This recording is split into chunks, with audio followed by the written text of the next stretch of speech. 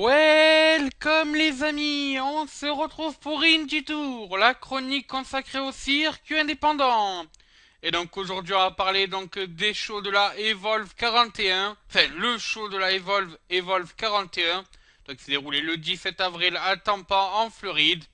Et ensuite donc nous parlerons des premiers noms déjà annoncés pour la 14e édition, le Tournament of Death. Donc bien sûr ce tournoi organisé par la CZW, mais ça j'en parlerai plus tard. Donc commençons donc directement avec la Evolve. Donc comme je l'ai dit, c'était en Tampa en Floride le 17 avril. On avait donc un show de cette fédération indépendante de la Evolve. Alors des grands noms étaient annoncés pour ce show. Bon, on a déjà Mister ROH, Roderick Strong, que vous voyez à votre écran. On avait aussi donc les champions par équipe de la Dragon Gate, The First Athlete Brand, Anthony Nese et Caleb Conway. On avait aussi annoncé donc deux représentants de la TNA, TJ Perkins, qu'on connaissait sous le nom de Manic, et Davy Richard. On pouvait aussi noter la présence donc de Beef Busick, le représentant de la CZW, de Johnny Gargano, et d'autres grands noms, mais ça vous verrez plus en détail donc pendant les résultats. Mais commençons donc directement avec ces résultats. Et donc les premiers athlètes brand sont venus sur le ring pour débuter le show. Et après une courte promo, Anthony Nese a vu son adversaire du soir, Martin Stone, arriver sur le ring. Donc match qui a tourné à l'avantage de Martin Stone dans un premier temps, qui a fait abandonner avec son crossface donc Anthony Nese. Malheureusement, l'arbitre, trop occupé à draguer les filles sur le bord du ring, n'a pas vu cet abandon. Le match a donc repris et la situation a tourné vu qu'Anthony Nese a cette fois-ci fait abandonner réellement Martin Stone et l'arbitre l'a bien vu avec un single leg Boston Crab.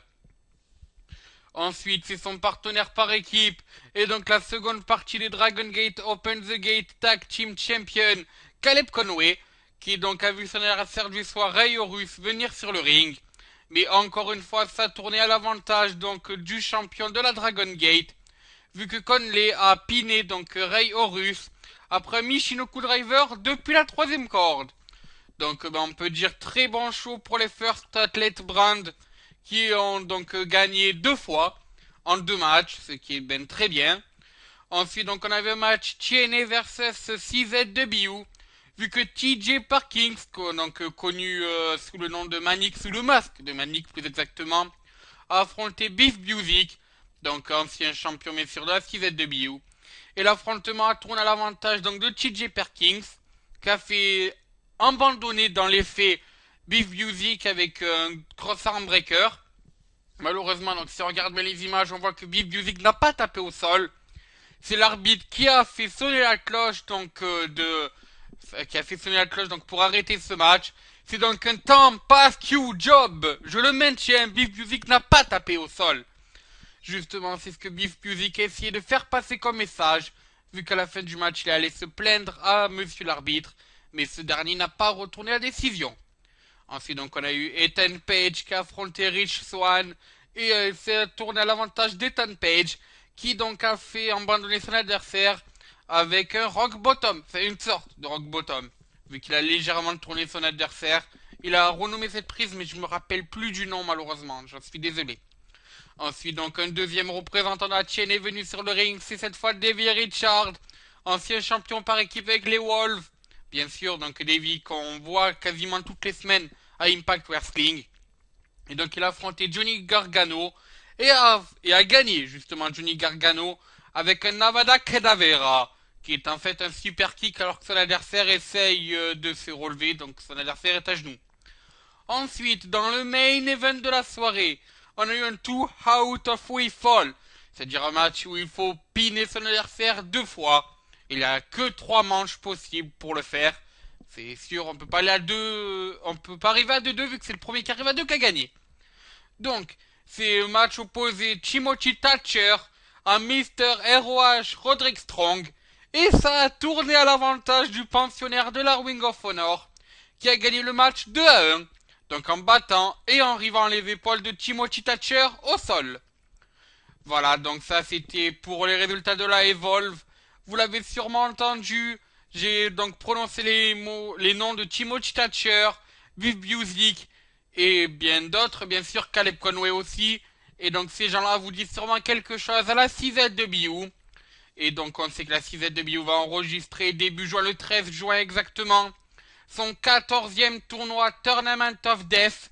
Donc un tournoi assez spécial vu que l'intégralité du tournoi se fait dans des matchs hardcore, même des matchs encore plus hardcore que l'hardcore, des death matchs, des matchs vraiment très sanglants qui changent du catch que vous avez l'habitude de voir donc sur votre écran. Et donc ce tournoi donc se déroulera à l'Ultra Violent Underground à Touswend dans le Delaware, donc qui est une des maisons de la CZW. Et les noms ont déjà été annoncés. Alors donc parmi les noms annoncés donc pour cette 14e édition du Tournament of Death, on a pour sa toute première participation Josh Crane. Donc il va tenter de bien sûr gagner sa première édition du tournoi de Tournament of Death. Ensuite un expérimenté de ce genre de tournoi, 4 fois présent donc dans ce tournoi, une première fois éliminé dans le premier round, 2 fois éliminé dans le second round et une fois finaliste déchu. Donc c'est bien sûr Matt Tremont, l'expérimenté de la 6ZW.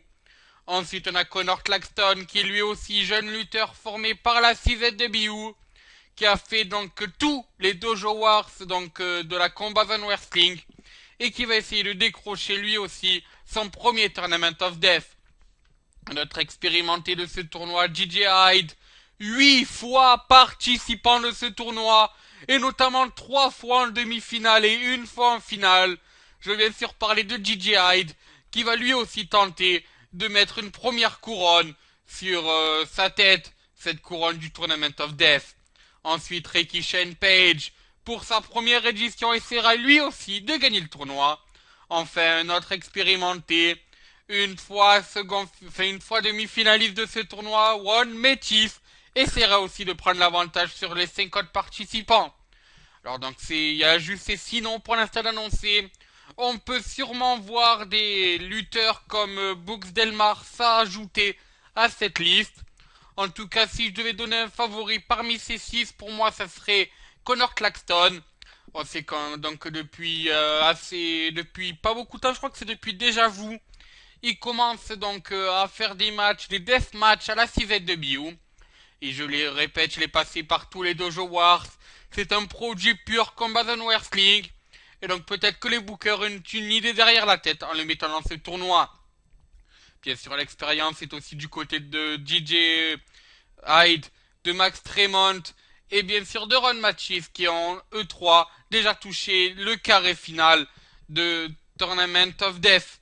Donc vraiment faites vos jeux. En tout cas, suivez bien ça. Ça sera le 15 juin dans le Delaware. Disponible sur czwstream.com. Tournament of Death, 14e édition. Ne loupez pas ça. Je le répète, il y aura que des matchs, des death matchs. C'est vraiment des matchs très hardcore. Bon, je vous conseille de regarder ça au moins une fois dans votre vie, sauf si vous, bien sûr, vous détestez voir des lutteurs saigner, ce que je conçois. Donc voilà, donc n'hésitez pas à aller regarder ça. Et sur cette annonce un peu sanglante, justement, ben moi je vous dis, à ciao bonsoir les amis.